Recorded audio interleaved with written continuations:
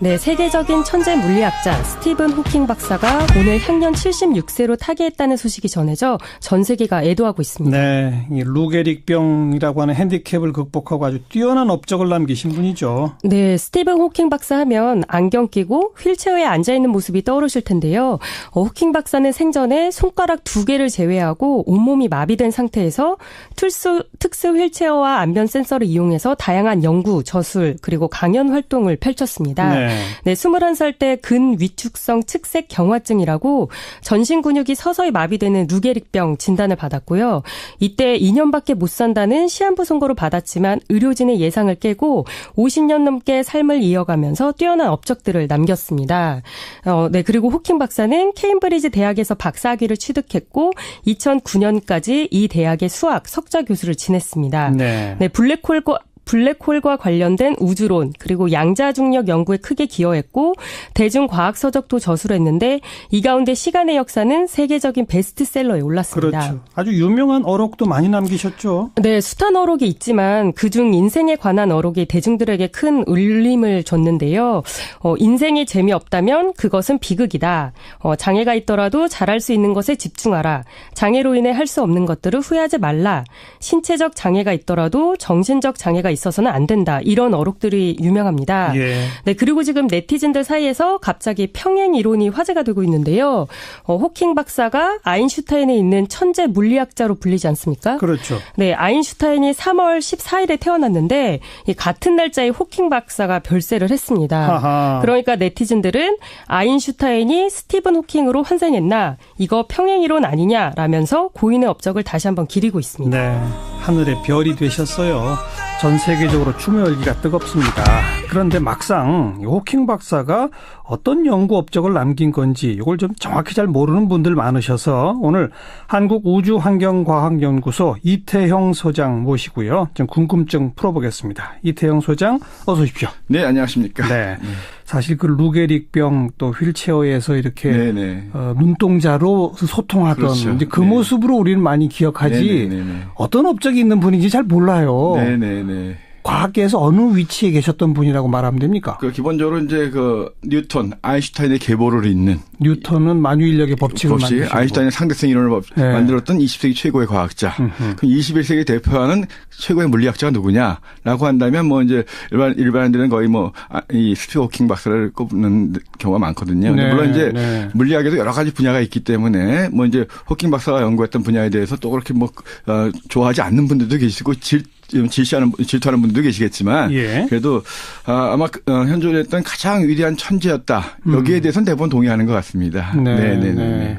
그러니까 아인슈타인, 뉴턴에 필적할 만큼의 업적이 있으니까 그렇게 평가받잖아요. 그런데 이제 최고의 업적을 뭐라고 꼽아요? 일단 그 블랙홀에 대해서 이제 호킹 복사라고 많이 알려졌는데 블랙홀은 모든 걸 빨아들인다라고 말하는데 블랙홀도 결국은 모든 걸 빨아들이는 게 아니라 내보내기도 한다. 그래서 뭐냐면 우주가 빅뱅이라고 들어보셨죠? 지금 우주 생성의 그렇죠. 하나의 점에서 우주가 대폭발을 일으켜서 이제 만들어진 거다. 그렇어요. 근데 왜 그렇고 어떻게 이렇게 일어날 수 있는가? 사실 그렇게 듣긴 했지만 이해하는 분들이 없어요. 근데 이제 아인슈타인이 처음에 연구했던 부분이 바로 뭐냐? 이 스티븐 호킹 박사가 이 블랙홀 자체가 빨아들여 가지고 한 점으로 다 모으는 거예요. 그러니까 이제 특이점이라고 하는데 그래서 모든 물질이 블랙홀이 한 점으로 모인다. 그럼 반대로 시간을 거꾸로 돌리면 한 점에서도 다 나올 수 있지 않겠는가? 그래서 빅뱅의 그렇죠.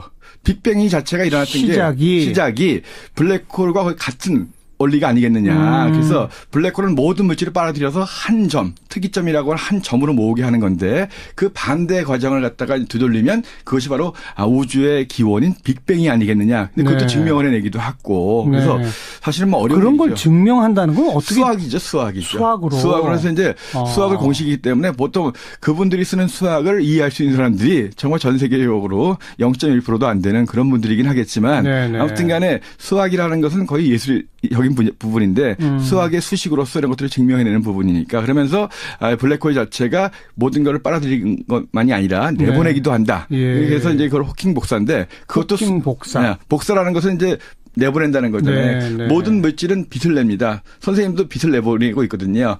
우주에서 온도가 절대 온도로 0도가 아닌 것들은 다 뭔가 복사한다고 해서 빛을 내보내거든요. 에너지를 내보낸다? 그렇죠. 빛을 내보내는 거죠. 빛이다. 그렇죠. 그래서 예. 이제 뭐 별만 빛나는 것이 아니라 우리가 그래서 사람 어디 가면 뭐 적외선 카메라로 뭐 온도 감지하고 그러잖아요. 그래서 우주의 온도가 영하 270도 정도 되는데 네. 절대 온도가 영하 273도예요. 예. 그래서 더 이상 내려갈 수 없는. 그러니까 영하 273도가 아닌 다음에는 조금씩 다 빛을 내는 거거든요. 예. 그래서 블랙홀도 온도가 0이 아니다. 그래서 블랙홀 당연히 온도가 0이 아니니까 뭔가 나올 수 있지 않겠는가. 예. 그래서 그걸 수학적으로 또 증명을 했던 부분이고. 예. 참 어려운 얘기지만 그래서 기본적으로 모든 건 다 빛을 낼 수 있다. 그런 부분들.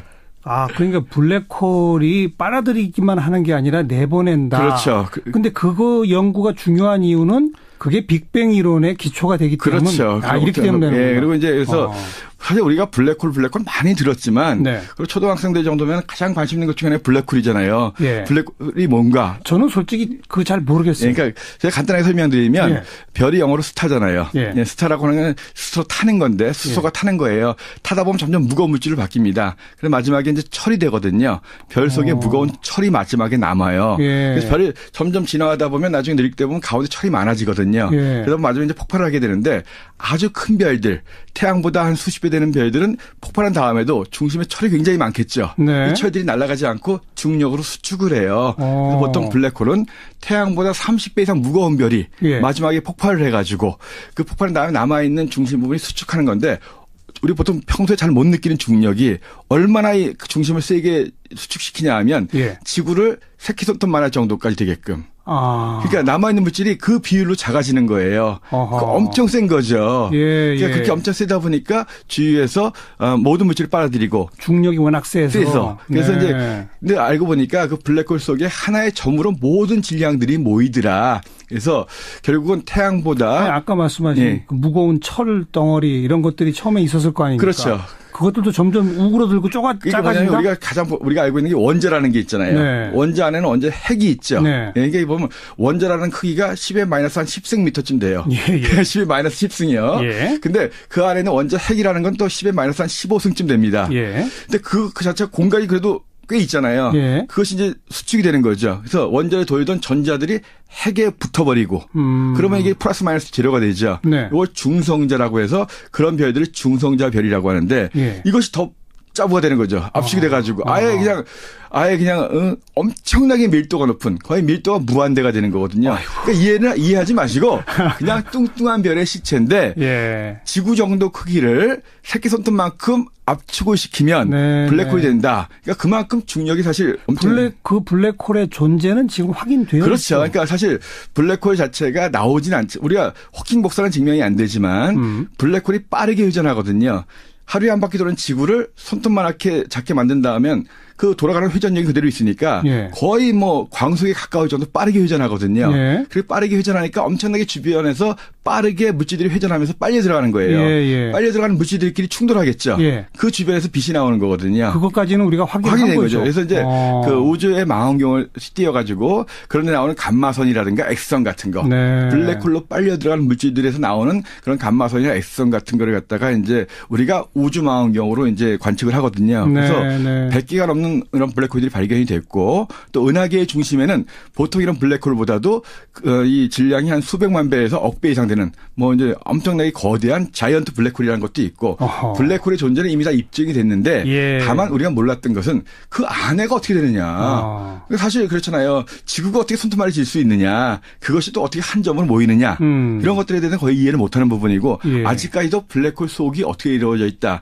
이건 사실 계속적으로 뭐 연구해야 될 대상인데 모르죠. 모르죠. 근데 다만 블랙홀에서 이런 것들이 이 블랙홀도 온도를 가지고 있으면서 블랙홀도 복사를 한다. 뭔가 나온다. 이제 그런 부분인데 이게 이제 호킹 복사라는 거예요. 블랙홀은 확인됐다고 하셨잖아요. 근데 그 블랙홀에서 뭔가 나오는 걸 포착해낸 건 아직 그건 없는. 없죠. 그게 왜냐하면 호킹 박사가 그래서 노벨상을 못 받았어요. 아인슈타인 박사는 1921년도에 노벨상을 받았거든요. 예. 물론 아인슈타인 박사도 상대성 이론으로 받은 게 아니라 광전 효과라고 해가지고 빛에 쪼여지면 거기서 이제 포톤이라고 하는 그러니까 빛에 의해서 전기가 흐른다는 거. 네. 그래서 이제 광전 효과를 가지고 노벨상을 받았는데 이 호킹 박사는 이 아주 호킹 복사라는 유명한 업적을 남겼지만 예. 증명을 못하는 거예요. 증명을 못하면 노벨상을 못 받거든요. 아까 수학적으로는 증명했다고 근데 했잖아요. 실제로 수학적으로 나왔지 현실적으로 증명이 안 되니까. 입증이 안 되니까. 그래서 네. 사실 뭐 그리고 이제 이미 돌아가셨기 때문에 돌아가신 분한테는 노벨상 안 드리거든요. 네, 그래서 네. 호킹 박사는 그 위대하지만 노벨상을 못 받은 거고. 알겠어요. 그래서 이제 간단하게 설명드리면 왜 이게 입증이 안 되냐 하면 호킹 복사가 일어나려면 블랙홀이 다 빨아들인다 그랬잖아요. 네네. 나오려면 빨아들이는 것보다 나오는 게 많아야 되겠죠. 그래야 눈에 보이겠죠. 그렇죠. 포착이 되겠죠. 그렇죠. 근데 호킹 박사가 주장한 건 뭐냐면 호킹 복사가 일어나려면 최소한 온도가 어느 정도 온도에 따라서 나오는 게 있다라고 했죠. 네. 그런데 우주의 온도가 영하 한 270도라고 했잖아요. 예. 영하 270도보다는 높아야지만이 이것이 내보내는 것이 나오거든요. 예. 왜냐하면 온도가 있다는 것은 에너지가 있다는 거기 그렇죠, 때문에 그렇죠. 그래서 블랙홀이 다 빨아들이는데 블랙홀의 온도가 영하 270도보다 높으면 먹는 것보다 나오는 게 더 많을 텐데 예. 그러려면 블랙홀의 크기가 얼마나 작아야 되냐면 블랙홀은 작으면 작을수록 온도가 높아요. 표면의 중력이 높다는 건데 예. 얼마나 작아져야 되냐 하면 우리 지구 정도 질량이 돼야 되는 거예요. 네, 아까도 네. 말씀드렸지만 블랙홀이 되려면 태양 질량의 최소한 3배 이상은 돼야지만이 블랙홀의 무게가 그렇게 되는 건데 질량이.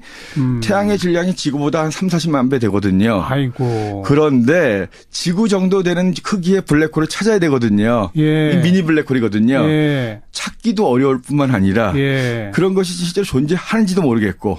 그러니까 분명히 수학적으로는 맞는 말인데 지구 정도 크기의 블랙홀이 있다라고 한다면 좋습니다. 예, 어려운 얘기죠. 그러니까 근데 그 가장 유명한 블랙홀에서도 에너지가 나온다, 빛을 낸다를 이 연구 업적을 낸 게 1974년이더라고요. 그렇죠. 이제 1970. 그럼 그 74년부터 최근까지는 주로 또 어떤 연구를 하신 거예요? 그러니까 기본적으로 이제 블랙홀하고 이제 양자 역학이라고 해가지고 예. 이 양자 역학이라고 하는 것은 이제 결국은 눈에 안 보이는 아주 미립자들, 뭐 원자 안에 있는 전자 이런 세계거든요. 네.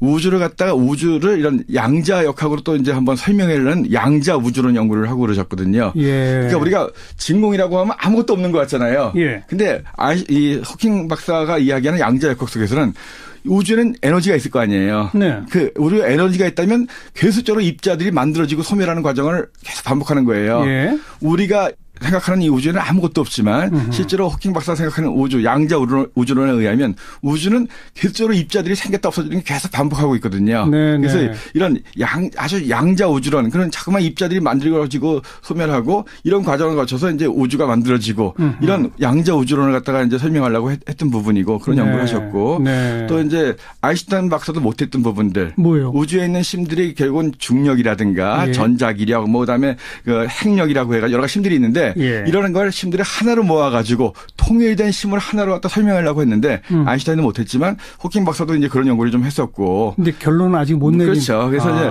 기본적으로 이 블랙홀에 대해서 많은 업적을 남겼고 또 이제 양자 역학으로서 우주를 설명하려고 하는 이런 노력들을 많이 했습니다. 그러니까 물리학의 여러 분야 중에서 스티브 호킹 박사는 기본적으로 우주 생성의 원리와 우주의 역사, 우주의 그렇죠. 미래 이거에 그렇죠. 초점을 맞추셨던 그렇죠. 분이군요. 그러니까 그래서 사실은 이걸 갖다가 보통 사람들은 뭐 컴퓨터에 두드려도 어려운 얘기를 이게 머릿속으로 다 그걸 계산하시면서 하는 게 웬만한 슈퍼컴퓨터보다도 머리가 훨씬 더 좋으신 것 같아서 저희도 감히 이해하기 어렵습니다. 예. 42년생이고 나이 20살 좀 넘자마자 바로 그 병이 생긴 거잖아요. 그러니까 42년생이거든요. 42년생인데 사실 그 태어난 날짜가 그 갈릴레이가 돌아가신 날이에요. 그래요? 예, 그러니까 1월 8일 태어나셨는데 갈릴레이가 돌아가시고 300년 되는 그날 태어나셨거든요. 예. 근데 또 이번에 돌아가신 날짜는 또 아주 우연하게 아인슈타인이 태어난 날이죠. 글쎄 말이에요. 예, 그래서 이 역시 천재들끼리 뭔가 소환 날짜가 있는 것이 아닌가. 아무튼 간에 실제로 1942년생인데 63년, 21살 때죠. 발병했고. 예, 발병해가지고 원래 의사들은 2년을 못 넘긴 것 같다. 그렇죠. 예. 근데 다행히도 이제 병의 진전이 천천히 느리게 되면서 그러면서 이제 그 대학교 때 친구하고 같이 이제 결혼도 하고 그래서 65년도에 결혼도 하면서 그래서 이제 자녀도 셋이나 낳고 그래서 어느 정도는 그러고 나서 이제 캠브리지 대학교에 가서 박사과정을 밟은 게 65년도.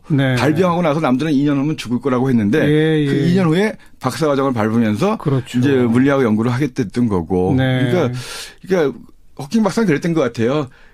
시간이 너무 소중한 거예요. 이제 시한부 인생이잖아요. 더 열심히 연구하신 그렇죠. 그래서 거죠. 지금만이 못한다. 그래서 지금만이 못한다니까 그만큼 더 열심히 했던 부분이고, 근데 다행히도 그 의지라든가 그런 어떤 열망, 그런 호기심 같은 것들이 생명을 연장해 줬던 것 같아요. 그렇죠. 예, 그래서 그렇죠. 63년도에 2년을 못 살겠다고 한 분이 올해가 2018년이니까 그래서 그래서 역시 사람의 의지가 정말 중요하다. 맞습니다. 천재도 머리만 좋다고 되는 것이 아니라 그만한 의지가 있으니까 또 노력하고. 그렇죠. 그래서 저희가 대학교 때도 저는 이제 80년대 학번이니까 보면서 그 당시에도 호킹 박사 참 안타깝다. 한국에 오셨다 가셨잖아요. 그래서 이제 했는데 그리고 나서도 한참 세월이 흘렀고. 그러니까요. 뭐 얼마 전에 몇 년 전에는 그 제로지라고 해가지고 우주에 비행기 타고 올라가가지고 우주에 무중력 체험하는 이런 체험도 하셨고. 그래서 상당히 뭐 우주에도 관심이 많으셨고. 그리고 뭐 워낙 어려운 거 연구하셨지만 아주 쉬운 대중서도 많이 책을 써내셨다면서요? 뭐 1988년에 썼던 시간의 역사. 워낙 뭐 1000만 부가 팔린 세계적인 베스트셀러인데 기본적으로 이제 뭐 옛날에 그 프톨레마이오스라고 하는 그리스의 학자서부터 갈릴레오, 뉴턴, 아인슈타인까지 우주에 대해서 연구했던 분들이 업적을 설명하면서 빅뱅서부터 본인이 연구했던 블랙홀 이런 부분에서 우주가 어떻게 진화되어 왔고 시간의 역사가 어떻게 되는지, 그러면서 이제 우주가 어떻게 이렇게 변화해 갈지 이런 것들을 거의 뭐 일반인들이 눈높이 썼는데, 사실 뭐 대중적인 천문학자 하면 이제 칼 세이건 박사를 많이 알죠. 그래서 이제 칼 세이건 박사 코스모스 쓰신 분이죠. 사실 근데 코스모스보다 훨씬 더 사실은 이 스티븐 호킹 박사 시간의 역사가 더 유명했던 거고 더 어려운 책이긴 하지만 그래서 대중적인 활동도 굉장히 많이 하셔가지고 강연도 많이 하셨고 뭐 한국에도 2번 오셨다 가셨고. 알겠어요. 뭐 작년에는 정말 또 뭐 우주를 탐사해야 된다. 뭐 여러 가지 또 방송도 나오시고 굉장히 열심히 사셨던 것 같습니다. 마지막에는 이 지구 온난화에 대해서 강력한 경고도 보내시고 그런 거 이제 우리가 되새겨야죠. 그렇죠. 근데 지구가 이만큼 소중한 것이 없다. 근데 이제 사실 점점 뭐 지구 온난화라든가 지구 오염되니까 과거에는 호킹 박사가 인류의 존재를 우주에 알리면 안 된다. 그래서 우주에서 외계인 찾는 거 굉장히 반대하셨거든요. 예, 그러다가 이제 한 10년 전부터 바뀌셨는데 지구의 환경이 점점 안 좋아지니까 우리가 나가야 되겠다. 그래서 달의 기지도 만들어야 되겠고 그다음에 이제 작년에는 지구에 가장 가까운 별이 이제 그 프록시마라는 별이 있는데 빛으로 한 4.3년 되는 거리에 있는 별이에요. 광년 4.3 광년. 킬로미터는 40조 킬로미터. 여기다가 그 정말 아주 작은 우주선을 갖다 빛의 광합으로서 쏘아 보내면 한 20년이면 갈 수가 있거든요. 거기도 가가지고 연구를 해야 된다. 그렇게 바뀌실 만큼 지구 온난화에 대한 걱정이 마지막에 크셨다. 많이 크셨죠. 지구를 살아가신 분입니다. 우리 스티븐 호킹 박사를 하늘의 별로 보내드리면서 우리 남아있는 사람들은 그래 지구온난화 이거 막아야 돼. 이거라도 좀 깨달았으면 좋겠습니다. 수학이죠. 수학으로 해서 이제 수학을 공식이기 때문에 보통 그분들이 쓰는 수학을 이해할 수 있는 사람들이 정말 전 세계적으로 0.1%도 안 되는 그런 분들이긴 하겠지만 아무튼 간에 수학이라는 것은 거의 예술적인 부분인데 수학의 수식으로서 이런 것들을 증명해내는 부분이니까, 그러면서 블랙홀 자체가 모든 것을 빨아들이는 것만이 아니라 내보내기도 한다. 그래서 이제 그걸 호킹 복사인데 그것도 호킹 복사. 복사라는 것은 이제 내보낸다는 거잖아요. 모든 물질은 빛을 냅니다. 선생님도 빛을 내보내고 있거든요. 우주에서 온도가 절대 온도로 0도가 아닌 것들은 다 뭔가 복사한다고 해서 빛을 내보내거든요. 에너지를 내보낸다? 그렇죠. 빛을 내보내는 거죠. 빛이다. 그렇죠. 그래서 이제 뭐 별만 빛나는 것이 아니라 우리가 그래서 사람 어디 가면 뭐 적외선 카메라로 뭐 온도 감지하고 그러잖아요. 그래서 우주의 온도가 영하 270도 정도 되는데 절대 온도가 영하 273도예요. 그래서 더 이상 내려갈 수 없는, 그러니까 영하 273도가 아닌 다음에는 조금씩 다 빛을 내는 거거든요. 그래서 블랙홀도 온도가 0이 아니다. 그래서 블랙홀 당연히 온도가 0이 아니니까 뭔가 나올 수 있지 않겠는가. 그래서 그걸 수학적으로 또 증명을 했던 호킹 복사라고 많이 알려졌는데, 블랙홀은 모든 걸 빨아들인다라고 말하는데 블랙홀도 결국은 모든 걸 빨아들이는 게 아니라 내보내기도 한다. 그래서 뭐냐면 우주가 빅뱅이라고 들어보셨죠? 뭐 지금 우주 생성의 그렇죠.